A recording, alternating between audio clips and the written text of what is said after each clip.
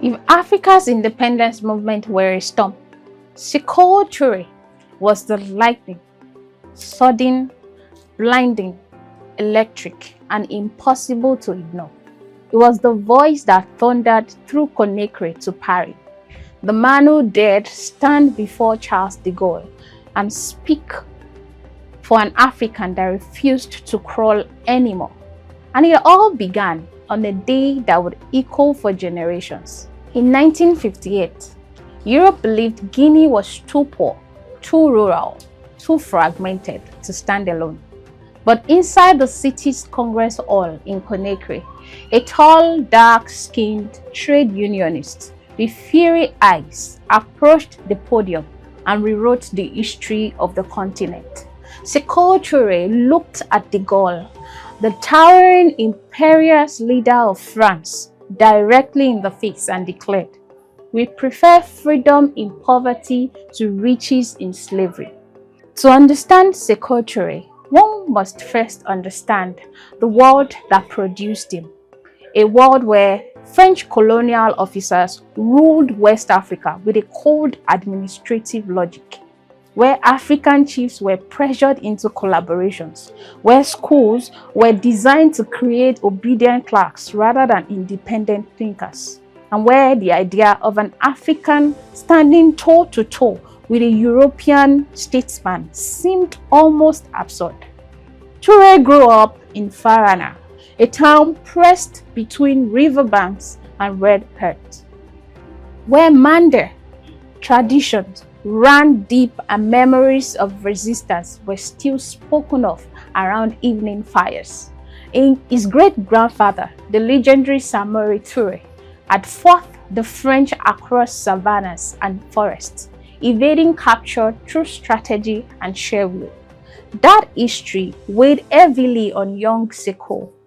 Every time colonial soldiers marched past the marketplace, every time French missionaries inspected schools, every time officials backed orders at African workers, the legacy of Samori sat like a stone in the boy's chest. In that colonial environment, his very lineage felt like a provocation. Touré's own rebellion began not on a battlefield, but in a post office. As a young postal clerk in Conakry, he found himself surrounded by underpaid African workers who kept the machinery of the colony running while European administrators collected the real wages. The contradiction angered him. He joined the trade union government, and there he discovered his weapons: organization, persuasion, and collective actions. He led labor strikes that paralyzed the colony. He crafted speeches that made even illiterate dock workers feel like participants in history. French officials considered him dangerous, not because he advocated violence, but because he thought Africans the mechanics of resistance. By the mid-1950s, Touré had outgrown the unions and stepped into the arena of territorial politics. He helped form the Democratic Party of Guinea, PDG, which quickly became the strongest nationalist force in the region. He spoke in cadences that made crowds feel as though the ground itself was shifting. His political rallies were not orderly meetings, they were emotional upheavals. Women beat drums, elders chanted responses, and Touré would stand before them, often bareheaded, promising not just independence, but the rebirth of dignity. He told Guineans that colonialism had not only seized their land, it had captured their confidence, and only a radical break could restore it. That conviction set the stage for the most consequential confrontation of his life. In 1958, Charles de Gaulle arrived in West Africa, tall, austere, carrying himself with the paternal hauteur of a man who believed he was gifting Africans the possibility of partial freedom. His proposed French community was a clever compromise. The colonies could have internal autonomy, but France would retain control of foreign affairs, defense, finance, and economic planning. Most African leaders hesitated. They feared economic ruin. They feared being singled out. They feared France. Touré did not.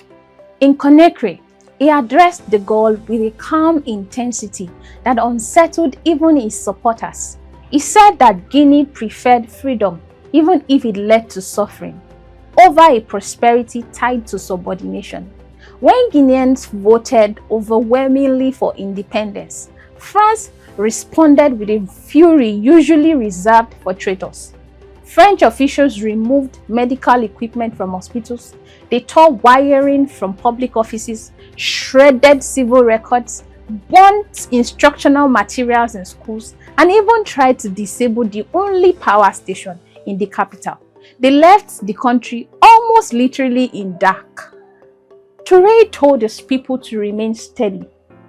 France has left us poverty, he said, but she has not left us shame.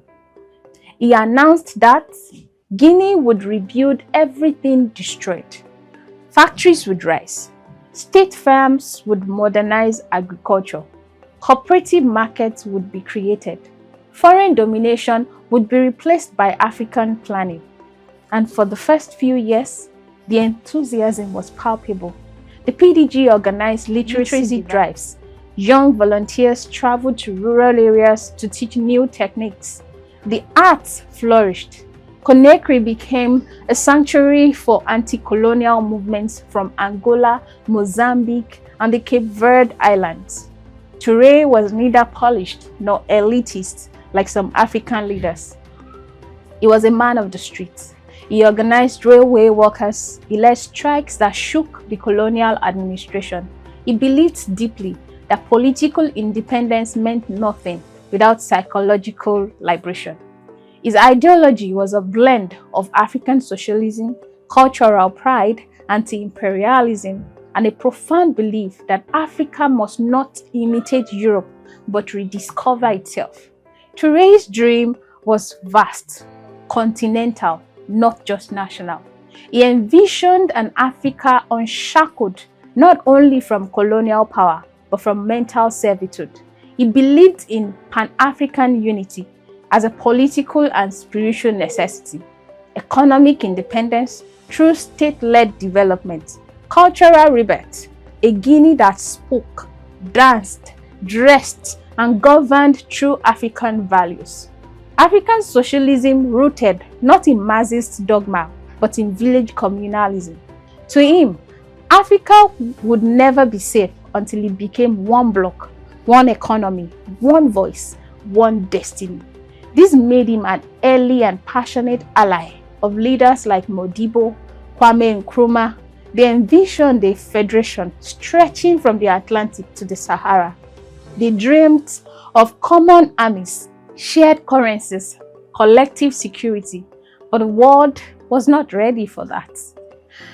Beneath the patriotic fervor was pressure, intense, relentless, pressure that corroded Touré from the inside. France orchestrated economic strangulation. Guinean exports were hindered. Credit lines were blocked. International agencies were encouraged to treat Guinea as unstable. Western intelligence services whispered about Guinea's closeness to the Soviet bloc. The CIA monitored Touré's travels, cultivated informants, and declassified files to show at least 2 attempts to neutralize or overthrow his government.